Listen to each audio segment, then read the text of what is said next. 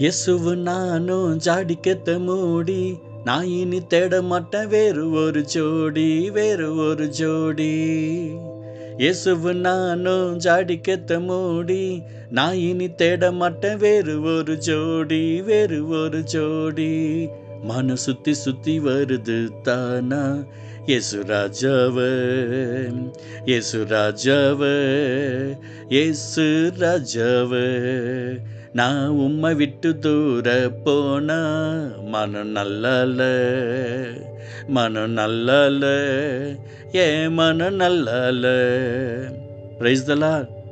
ஏசாயா தீர்க்கதரிசி புஸ்தகம் 1 அதிகாரம் 19வது வசனம் இப்படியாக சொல்லுகிறது, நீங்கள் மனம் பொருந்தி செவி கொடுத்தால் தேசத்தின் நன்மையை புசிப்பீர்கள். எப்படி இருக்கிறீங்க? எவ்வளோ பெரிய வார்த்தை பாருங்களேன். நம்ம மனசு பொருந்தணுமா? நம்ம மனசும் பொருந்தணும், செவியும் கொடுக்கணும். நம்ம சில நேரத்தில் ஆலயத்துக்கு வருகிறோம், வசனத்தை கேட்குறோம், செவி கொடுக்குறோம், ஆனால் மனசு பொருந்த மாட்டேங்குது.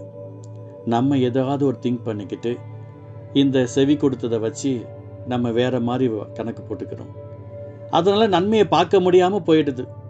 எத்தனையோ பேருடைய வாழ்க்கை நன்மைக்காக ஏக்கத்தோடு இருக்கிறாங்க.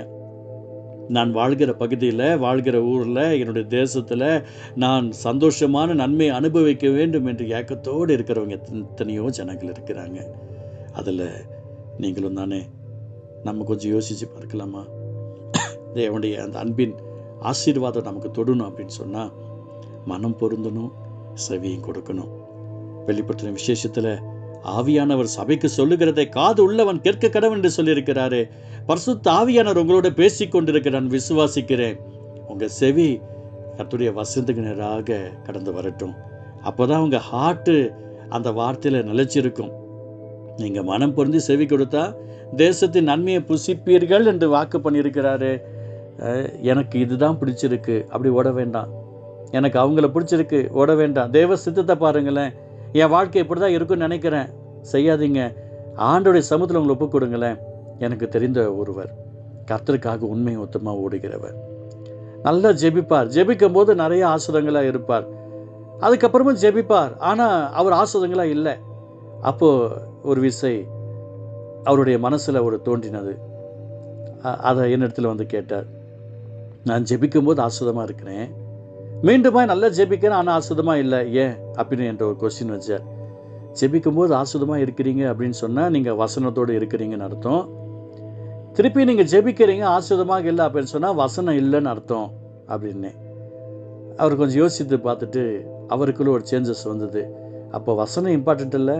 ஆமாம், நீதிமொழிகள் அழகாக ஆண்டவர் சொல்லிக்கிறாரு, வேதத்தை கேளாதபடிக்கு செவியை விளக்குற ஜெபமும் அருவருப்பார்த்துன்னு சொல்லியிருக்கிறாருல்ல.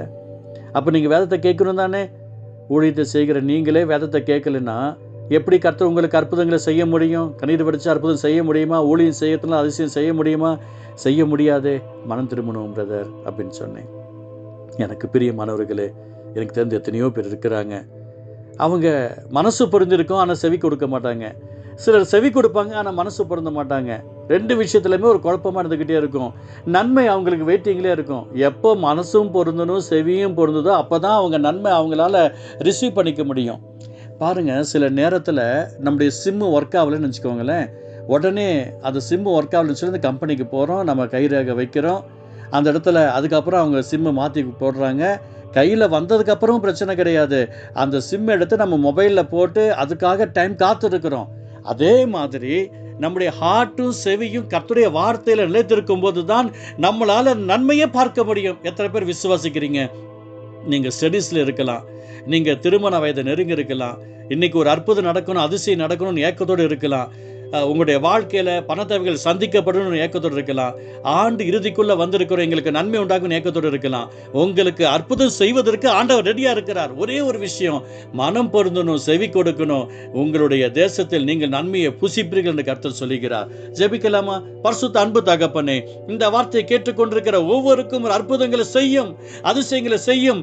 வீண் சிந்தனைகளுக்கும் வீண் பெருமைகளுக்கும் உலகத்து பிரகாரமான பாசங்களுக்கும் உங்களுடைய பிள்ளைகள் ஓடிடாதபடிக்கு என் தேவன் உடைய சீர்படுத்துகிற ஸ்திரப்படுத்துகிற ஜீவ வார்த்தைக்கு நேராக உடைய பிள்ளைகளை காத்துக்கொள்வீராக. அவருடைய ஆவி ஆத்மா சரீரம் காத்துக்கொள்ளப்படுவதாக. இயேசுவின் நாமத்தில் ஜெபிக்கிறோம். ஒவ்வொருக்கும் அவருடைய செவிகளினாலும் அவருடைய இருதயத்தினாலும் மனம் பொருந்தும் போது அவருடைய நன்மைகளை அவர்கள் புசிக்க கிருபை செய்யும். இயேசுவின் நல்ல பிதாவே, ஆமென், ஆமென்.